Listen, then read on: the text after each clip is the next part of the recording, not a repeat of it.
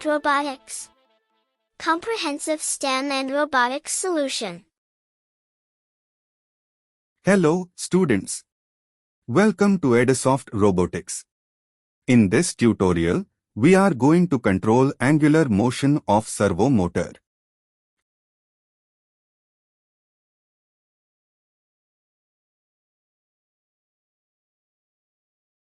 For this experiment, we will require an Arduino UNO, a servo motor, and some jumper wires.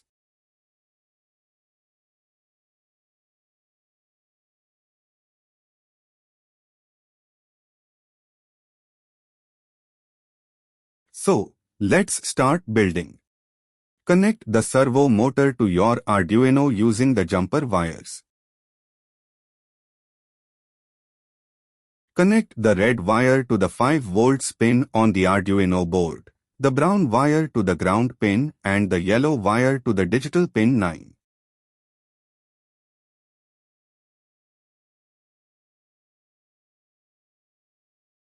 Connect the USB cable to connect the Arduino to the computer.